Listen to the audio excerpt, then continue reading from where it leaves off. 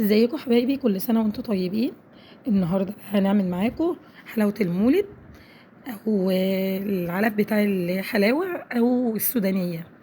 عندك السمسمية والحمصية والسودانية. احنا هنعمل النهاردة السودانية بطريقة سهلة وبسيطة وبمقادير قليلة جدا. معايا هنا في المقادير بتاعت الفولية فول سوداني ومية وسكر، وهقول لك دلوقتي المقادير عبارة عن ايه. شايفين حبايبي شكلها؟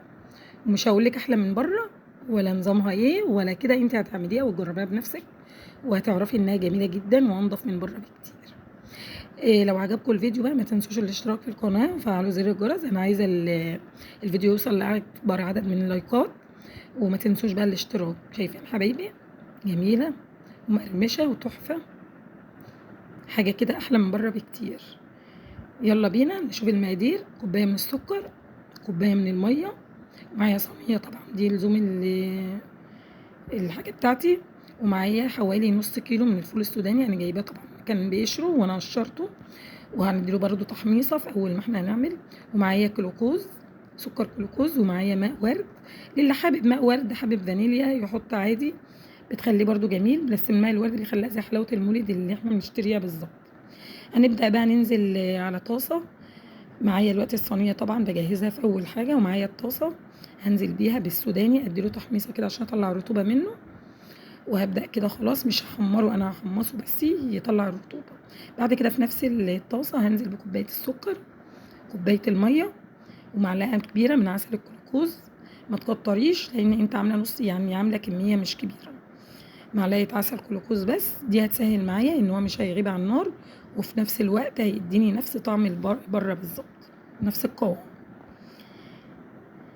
اللهم صل وسلم وبارك عليه.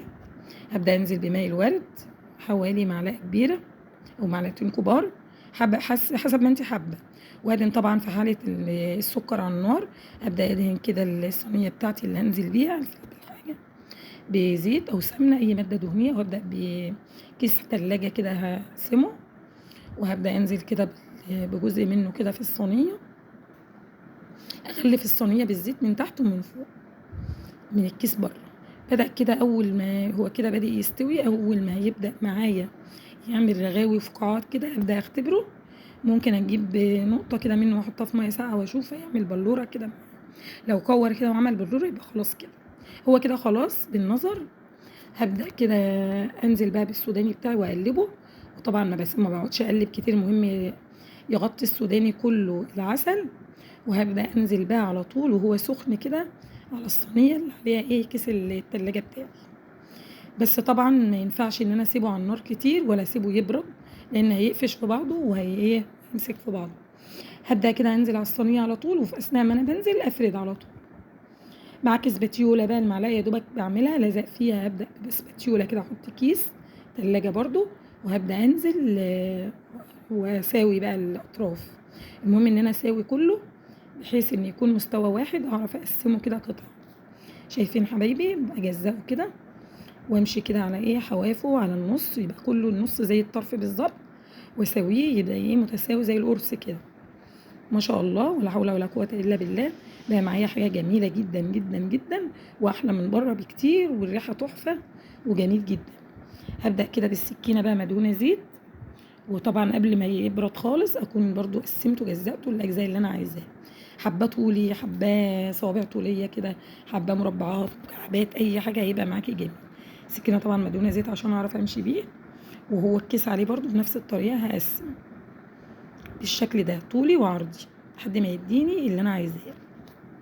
شكلها جميل تحفه، جربوها بصراحه حاجه جميله جدا. انا بصراحه نفسي كل اللي شاف الفيديو ويشيره لزمايله او صحابه ويشوف الوصفه. انا اول مره اعملها بصراحه في القناه، واول مره اعملها اصلا في الحقيقه. طلعت معايا جميله جدا جدا، على ضمانتي جربوها، جميله جدا وهتعجبكم. وحاجه كده تحفه وطازه ومش قديمه ولا اي حاجه، تعمليها بايدك وضمناها. ولا كيلو بقى ب 200 جنيه ولا كيلو ب 300 جنيه، حاجه كده على قد ايدينا، وما تكلفتش نص التكلفه. بنص كيلو فول سوداني عملت كيلو من الحلويات، حاجة جميلة هتفرحي بيها أولادك. شايفين حبايبي شكله بعد ما اتقطع؟ هبدأ بقى أنزل بقى في صينية كده أرصه وأوريكم بقى شكله عامل إزاي. ما شاء الله انا طبعا جه معايا في قطع كبيره شويه وقطع صغيره، بس عشان كنت مستعجله وعايزه اعمله بسرعه قبل ما ينشف. شايفين حبايبي شكلها وجمالها حلاوتها؟ ولا كلمه، جربيها هتدعي لي والله. ما شاء الله، ولا حول ولا قوه الا بالله على جمالها، حاجه كده تحفه. كل سنه وانتم طيبين، اشوفكم على خير ان شاء الله في فيديوهات جايه. وبرضه هعمل لكم ان شاء الله السمسم، هعمل لكم الحمصيه، هعمل لكم كل اللي انتوا تحبوا ان انا اعمله في القناه، واللي حابب يعمل حاجه يقول لي برضه اعملها له ان شاء الله.